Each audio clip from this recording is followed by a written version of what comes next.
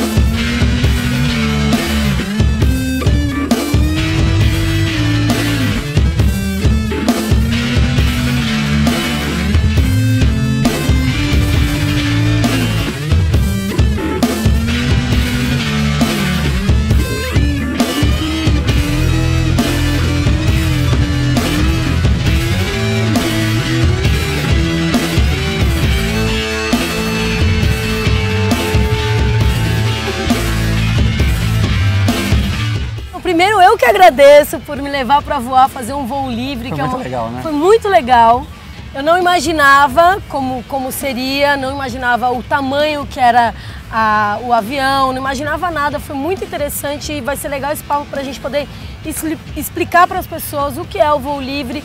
Que, querendo ou não, é uma das bases aí da aviação e que, né, não é tão divulgado, mas é da onde... É o primórdio da aviação. Na verdade, o voo à vela, né, ele é o primórdio da aviação. Porque o motor foi colocado na aeronave depois. Primeiro se inventou uma estrutura que voasse, para depois, né, Santos Dumont lá e aquela disputa, os irmãos Wright, discutirem né, e se colocar o motor, né, nessa geringonça voadora que posteriormente se virou avião, né? E o que é um planador? O que é esse avião sem motor? Então, o planador é justamente isso que você falou. O planador, ele é uma aeronave, né? Não é um avião, porque não tem motor, para ser avião tem que ter motor. É uma aeronave sem motor que foi desenvolvida no tempo da Primeira Guerra Mundial pelos alemães. Os alemães foram os precursores do voo à vela, porque como eles perderam a guerra, os pilotos ficaram proibidos, né, de fazer treinamento. Os pilotos da força da esquadrilha ficaram proibidos de fazer treinamento em aeronaves, até porque para evitar futuros ataques e tal. Então eles tiveram que inventar uma coisa: como é que nós vamos treinar os nossos pilotos, né, se a gente não pode usar os aviões, e também tem a coisa de embargo econômico, enfim, né? Então eles desenvolveram essas aeronaves, que é uma aeronave com a superfície de asa muito grande, que é puxada inicialmente. Tem alguns tipos de lançamento de um planador para voo, né? A mais utilizada aqui no Brasil é o voo por reboque, que foi o que você fez comigo, que um avião puxa o planador até uma altura de 600 metros, chega a 600 metros, você desliga essa corda e começa a voar nas correntes que chama termais. São térmicas, correntes de ar quente, né, que se desprendem do solo com aquecimento e pegam por baixo da asa do planador, que como eu falei, a superfície é muito grande, e levam o planador para cima. Esse é um tipo de lançamento. Tem outro tipo de lançamento que é morro abaixo, que é um negócio meio maluco, que é como se fosse um estilingue. Então você tem um morro, que é mais ou menos uma coisa assim, você bota o planador aqui, prende um elástico, vai 6 pessoas de cada lado, alguém segura o planador, é como se fosse um estilingue mesmo, segura o planador lá atrás, amarrado, o pessoal corre e estica, como se fosse aquele elástico de bungee jump, depois corta a corda, ele embala, pega a ladeira abaixo no abismo e já embala e sai voando. Facinho! É adrenalina. E a terceira maneira é o reboque por guincho, que é uma coisa também até muito ligada com a coisa de sustentabilidade, você não poluente, né? Porque o avião também não é poluente, mas você tem a descarga do avião rebocador. No caso do reboque por guincho, um cabo de aço bem longo, de 1000 e poucos metros, né? Que quando você liga o guincho, ele vai enrolando esse cabo, puxa o planador, você cola o manche no peito, ele vai subindo, chega a uma determinada altura, você desliga e ele sai voando. Então você pode voar nas correntes de térmica, como eu falei, correntes termais, ou também tem um outro tipo de corrente, que é a corrente de montanha, que chama corrente orográfica, que é aquele spray, você tem a encosta da montanha, o vento bate na montanha, joga o ar para cima e o planador voa ali em cima, e vai ganhando altura nas correntes. Isso se faz muito na Cordilheira dos Andes, né? Esse tipo de voo. E é engraçado porque eu percebi que as pessoas que voam é como um clube, Isso. se encontra todo fim de semana para fazer aquilo que gosta. E querendo ou não, não é um esporte barato. Não, é um esporte barato, sim. Por incrível que pareça. Então, todo mundo tem essa opinião totalmente equivocada que é um esporte caro. Não é um esporte caro. É um esporte barato. Para você ter uma ideia, falando em valores, tá? A mensalidade para você se associar a um aeroclube, tá? Você paga a mensalidade de R$60. Eu pago R$60 por mês no aeroclube que eu sou sócio. Né? E para você se associar, tem uma joia que na época eu paguei foi o quê? R$600. Quer dizer, agora, você obviamente tem que pagar o reboque. O reboque hoje está em média para aluno em torno de R$150. Mas é muito mais barato que uma hora de voo de avião. Uma hora de voo de avião hoje custa em média R$350 a R$400. Ou seja, com R$400 você faz 3 reboques de planador. Ou seja, você faria teoricamente 3 decolagens e 3 pousos para afinar a sua habilidade, né? Quem é piloto de planador também é piloto de outro tipo de aeronave? Como funciona? É uma coisa engraçada, né? O planador, ele dá um feeling de voo, né? Você fica muito afinado para voar, porque você voa sem o motor, né? No avião, todo mundo está acostumado a voar com o avião. O avião é aquela coisa, o motor te impulsiona e você vai voando, né? Se o motor apaga, você perde o impulso. Se perde o impulso, você perde a sustentação e normalmente você cai. Né? É mais seguro o planador do que um avião com motor. Né? Então, na verdade, o que dá sustentação à aeronave não é o motor, e sim a velocidade. Né? O ar que escoa por debaixo da asa, né, e por cima, né, pelo perfil da asa, é o que dá a sustentação na aeronave. Então, mesmo que você tenha um avião com motor e você perca o motor, se você botar o avião num ângulo de mergulho, ele embala, e você tem sustentação e pode vir para pouso tranquilamente. É o voo planado. Toda aeronave faz voo planado. Esses aviões de grande porte, Boeing, Airbus, tudo isso tem uma razão de planeio que dá para você vir voando tranquilamente. Né? Agora, o planador, a grande vantagem do planador não é voar e descer planando, porque isso toda aeronave faz. O planador, você consegue subir planando. Pra você ter uma ideia, o recorde mundial de altura alcançada por um planador é 49 mil pés. Isso dá quase 15 mil metros de altura. Lógico que a pessoa que fez, ele, se não me engano, se chama Bob Harris, foi no ano de 1986, se não me engano, tá? Ele conseguiu atingir a altura de quase 15 mil metros de altura, tá? Pra você ter uma ideia, só para o pessoal em casa poder ter uma noção, um jato comercial desses que você pega para atravessar para a Europa, tal, a altitude de cruzeiro é 35 mil pés. O cara foi a 49 num voo planado. Caraca. Subindo sem motor, que você sobe, chama onda. Não é só térmica, é térmica, depois você tem um outro tipo de voo, que é um voo muito mais performático, que é voo de onda. A onda vai te levando para cima, né? E, consequentemente, é lógico, não é o cara estar ali dentro com a roupa igual a nossa aqui. Foi todo feito uma preparação, tem que ir com uma roupa tipo de astronauta, pressurizada, oxigênio, até em função da altura. Mas o recorde mundial de altitude é esse. E o recorde mundial de distância foi batido no ano de 2003, né? Por um alemão também, um alemão chamado Klaus Ohlmann. Né? Ele decolou de San Martín de los Andes, na Argentina, fez um voo de quase 15 horas, né? E percorreu a distância de 3.008 km e 800 metros, quase 3.009 km num voo planado sem motor. Esse recorde ainda não foi batido, tá? Desde 2003, o ano de 2003. Dia, se não me engano, dia 2 de janeiro de 2003. E aí esse piloto, por exemplo, de planador, ele pode pilotar, por exemplo, um voo comercial? Não. Para cada coisa você tem uma especificação. Então, por exemplo, eu sou piloto de planador. Você perguntou em relação a quem pilota planador, né? Se consegue pilotar outra aeronave. É engraçado isso. O planador, como eu já havia dito, ele dá te dá uma mão muito boa. Então, às vezes eu saio para voar com os amigos e é lógico, né? Não é uma coisa... Ele adora fazer... engraçadices, entendeu? Tipo, você tá lá, já toda nervosa, lá. Daqui a pouco ele faz assim, uou! Não, você pediu com emoção, né? Foi assim. Então, assim, o engraçado é isso. Você pega um avião, uma aeronave, eu já até tive a experiência de voar um helicóptero. Eu tava no sul, né? Tem um amigo meu que é o Denis Luiz Luneri, tem um helicóptero lá, um Robson 66, falou, quer experimentar aí, dar uma pegada? Tá? E a gente subiu, lógico, não decolei, né? O piloto decolou, em cruzeiro eu peguei ali para sentir como é que é, e é incrível, né? Apesar de ser um equipamento totalmente diferente, você consegue levar ali, lógico, não conseguiria pousar nem nada porque é outra tecnologia, né? É outro tipo de procedimento, mas você percebe o seguinte, o voo de planador te dá feeling e te dá afinação para voar qualquer tipo de aeronave. Legal. A gente costuma dizer o seguinte, quem voa planador tem muito mais facilidade de voar qualquer coisa.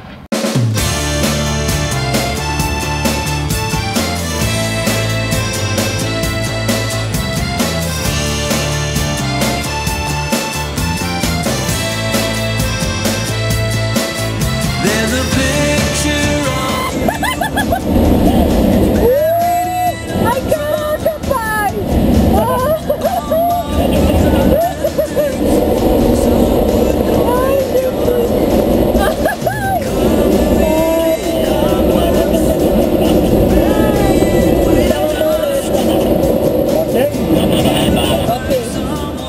Paulo, como que está o crescimento do esporte? É um esporte que tem um pessoal mais novo procurando, indo lá no clube, como que é então, isso? a gente, assim, o esporte é óbvio, né, que a gente dá preferência até por questões de campeonato, tudo para pessoas jovens. Atualmente o limite de idade para você poder voar solo, né, voar sozinho no Brasil, você não pode voar antes dos 18 anos. Que a gente está até tentando, junto com a Federação Brasileira de Voa à Vela, modificar isso para o limite ser 16 anos, porque em qualquer lugar do mundo tem garotos que começam a voar com 12 anos de idade. E se a gente parar para analisar, é o seguinte, você sabe com que idade um menino pode tocar um veleiro? Não, faço a mínima ideia. Então, qualquer criança com 14 a 16 anos pode tocar um veleiro. Por quê? Existe uma categoria náutica que se chama Optimística, que é de barquinhos que parecem umas casquinhas de... Sim. Né? Aquilo ali, aqueles meninos que competem naquela categoria, eles tiram a licença de arraiz, amador. E com arraiz amador você pode pilotar qualquer um veleiro de 60 pés. Né? Então, pela legislação, é uma coisa meio incoerente. Né? E assim, a gente está querendo baixar essa coisa da idade, até porque assim, o esporte, né, a federação inclusive tem um projeto pronto que a gente está batalhando, né, junto aí a alguns ministérios para a gente tentar formatar isso, no sentido de diminuir a idade para que a gente possa ter atletas, né, de ponta, né, com uma idade mais... assim, com mais jovens, né? Até porque você sabe que o jovem tem muito mais facilidade de aprendizado, né, do que o adulto. E para a gente poder também se equiparar aí às equipes que tem de outros países, né? Também é uma coisa muito legal, porque assim, todo mundo fala, porque será que não é um esporte perigoso? Não, não é um esporte perigoso, é um esporte extremamente seguro. E também, você teve a oportunidade de participar, você viu o espírito de equipe, né, o espírito de integração que tem. Então, quanto mais cedo você bota o jovem, né, para poder participar de um esporte de grupo, de equipe, né, você desenvolve nele a capacidade de raciocínio, de julgamento, de responsabilidade, né, de integração com a equipe, né, de ajuda mútua, né, que é uma coisa que, assim, eu acho que para a juventude de hoje, você afasta das drogas, afasta de coisas erradas. Então, assim, a gente não vê problema nenhum em reduzir a idade, e eu espero que aí as autoridades competentes, né, e com o apoio da mídia que a gente está tendo de uma maneira geral, tenham essa consciência, né, e promovam aí essa liberação para a gente pelo menos baixar para 16 anos, sabe, a idade, que seria muito legal. E as pessoas que ficam interessadas em, às vezes, ir só para passar um dia, voar uma vez na vida... Então, foi o meu caso. Ah, foi? Foi o meu caso, então. Depois você acabou indo? Então, eu fui lá com um amigo meu, que é o Sérgio Alonso, meu advogado, a gente ganhou uma ação judicial e tal, que eu tinha uma ação na justiça, eu falei, pô, Sérgio, vamos pegar uma feijoada amanhã para comemorar. Isso foi em 1997, né? Já faz tempo, nós estamos em 2014, né? E aí o Sérgio falou, não, então faz o seguinte, já que é para comer uma feijoada, vamos comer uma feijoada lá no Boteco Teco, lá no Bar da Eva, que é aquele barzinho que você conheceu lá no Sim, que eu comia feijoada. Né? Então, e tem uma feijoada muito legal lá. Eu fui no Bar da Eva na época para comer a tal da feijoada. Ele falou, pô, você não quer fazer um voo de planador? Eu falei, pô, planador, cara, aquela coisa esquisita que todo mundo, né? Não tem motor, é perigoso. Não, aí você fica lá, vai se ambientando, você vai vendo que decola, pousa, decola, pousa, decola, pousa. Aquele negócio vai dando certo. Eu falei, sentei lá na frente do lugar, né, no lugar do piloto, o instrutor sentou atrás e a gente decolou. E aí no meio do voo, ele falou, você quer dar uma pilota? Na hora que eu segurei no manche ali, que eu comecei a pilotar aquele negócio ali, me lembrou uma época do meu primeiro voo de avião, que foi meu pai. Quando eu fiz 16 anos, meu pai me deu um voo de presente com um amigo, que era piloto. O amigo voou comigo e me deixou pilotar com 16 anos, ali, brincar. Aí veio aquela sensação, sabe, que lembra do filme Ratatouille, que o cara volta lá na infância? me veio aquele negócio, falei, porra, é isso que eu quero fazer. Aí comecei, me inscrevi, comecei a fazer o curso de piloto, aí depois eu virei piloto, aí comecei a dar um pouco de instrução também, e aí comecei a fazer aquelas brincadeiras de acrobacia que você, né, teve oportunidade de E é muito legal, né? Isso, porque eu também acho que quando eu fui, foi a minha primeira vez que eu voei, ainda mais um planador, assim, eu pilotei, o Paulo me deu a possibilidade de segurar o manche e sentir como que é. A história do G0, né? Você ficar com gravidade zero, né? É uma coisa muito louca, né? Muito louca. Meu pai tinha comentado comigo que era uma sensação de meditação. Meu pai é monge, enfim. Mas ele falou dessa história da meditação e eu fiquei com aquilo na minha cabeça. Quando eu cheguei para voar contigo, eu falei, será que eu vou encontrar aquele momento de estado meditativo? Sim. E é muito louco, porque não tem barulho nenhum.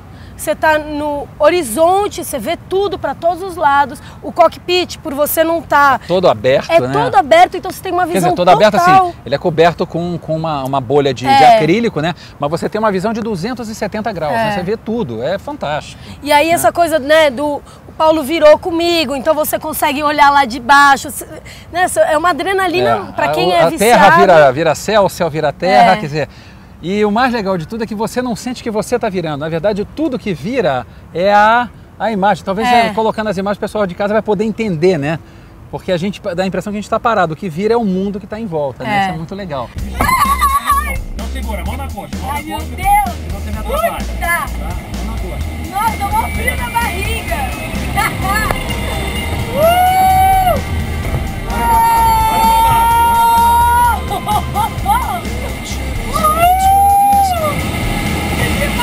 Treats him like refuse. I crept through the screen door. I didn't mean to startle you. I look the other way. I don't know. Curtiu? Tirado, obrigada, Cretão. Gostou? Show de bola. Pilotou direitinho, ó. Bacana. Bring us pain. I'm a generator fall. Vamos no Puca? Ih, valeu. Obrigada. Pilotou bem, hein? E é uma sensação muito diferente. É muito legal. Se você nunca voou, procurar aqui em São Paulo, no interior, tem aonde que tem? Tem alguns aeroclubes, né? A gente tem onde eu vou, tem Tatuí, né? Tem o Aeroclube Tatuí, tem o Aeroclube de Ipuã, tem o Bebedouro, temos...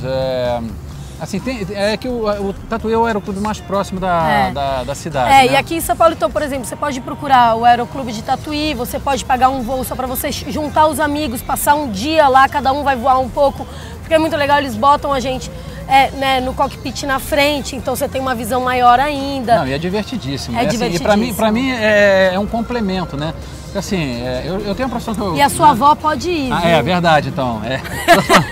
Porque assim, o pessoal às vezes pergunta se eu faço isso como profissão. Não tem nada a ver com a minha profissão. Na verdade, a minha ligação com a aviação na profissão, eu sou jornalista, né? Eu sou colunista de gastronomia, vinhos e turismo de uma revista da companhia aérea, da Avianca Magazine. Então, a minha única ligação com a aviação profissionalmente é essa. Mas, na verdade, o que eu faço é viajar pelo mundo, né? Comer, beber, escrever e... Coisa ruim! Coisa ruim, horrível. É horrível. E nos finais de semana eu vou voar, né? Aí junto os amigos, né?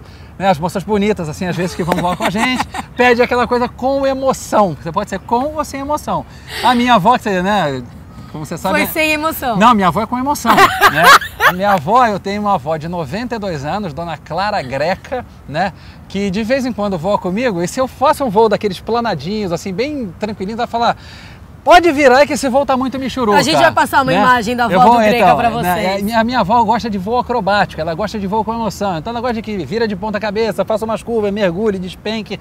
Tudo aquilo que eu fiz com você, que você se esgoelou, berrou. A vovozinha de 92 faz com o sorriso no rosto. Mas é que ela já fez algumas, eu tô precisando fazer mais alguns voos para entrar nesse clima mais tranquilo. Não, mas é muito legal, assim, sabe? É muito legal, assim, eu recomendo o pessoal que tá em casa, assim, se quiser entrar em contato com a gente, né? Eu não sei, como é que a gente faz? Deixa um telefone? Não, o Aeroclube de Tatuí pode falar né? Onde você pode entrar em contato com o Aeroclube de Tatuí, ou você pode também entrar em contato, tem um celular, né? Que é o 11 São Paulo, o 999833086, né? Que você pode falar direto comigo, né? E aí a gente marca um voo, vai voar, você... Né? Vamos ver se o pessoal grita mais ou menos que você, né? Vai ser meio difícil, é meio surdo do voo, né? Paulo, eu queria que você explicasse um pouquinho o projeto Voa São Paulo, como que ele nasceu e para que ele serve. Então, é o seguinte, para quem acha que, né, tem aquela impressão equivocada de que voar de planador é uma coisa cara, né, não, apesar de não ser caro, tem gente que não tem condição de pagar o curso, né, de uma maneira, né, total. Então é o seguinte, a Federação Brasileira de Voo à Vela, a FBVV, junto com o governo do estado e mais algumas empresas, eles desenvolveram um projeto que já está ativo, né? A gente já está formando novos pilotos, para pilotos de competição jovens, né? No qual o voo e todo o curso é subsidiado pela entidade, pela federação, em parceria com esse pessoal. Então, assim, para quem tiver interesse, né, em querer se tornar um piloto de competição, pode entrar em contato com a Federação Brasileira. O site é o www.planadores.org.br e você lá pode fazer a sua inscrição, você vai ter uma avaliação, né? Vai fazer um voo de experiência e nesse voo o instrutor avalia você. Se perceber que você tem algum perfil que você possa se tornar um piloto, né? Essa pessoa vai ser bancada para fazer todo o curso e depois se tornar um piloto esportivo, ou seja, uma maneira que você tem de voar de graça, digamos assim, mas de uma maneira séria, né? Uma séria objetiva. Se tornando piloto. Piloto, exatamente. Legal, muito bacana. Isso. Greca, muito obrigada Valeu. por se dispor. Ele não vive só disso, mas todo fim de semana ele tá lá, todos os amigos dele batendo ponto em Batendo Tatuí. ponto, levando o pessoal para voar, voando com os amigos. E pra comer a convidando, feijoada. Comer a feijoada no Boteco Teco lá da Eva Parente, sensacional. E convidando vocês aí para voar com a gente, né? Quem sabe a gente tem um ingresso de novos atletas, né? Para competir. Sim. Aí, levar o nome do Brasil aí para o mercado internacional, né? Cada vez mais legal. Sempre a nossa ideia é essa, né? Sempre fomentar o esporte. Aí, galera do Papo Reto, obrigado, valeu. Muito legal. Isso aí, muito obrigada, Paulo. Obrigadão. Obrigadão, gente. Eu fico por aqui com o Paulo Greca e os gols. Valeu, gente. Até a próxima. Como é que é? Faz com muito mais. Tá bem ruim da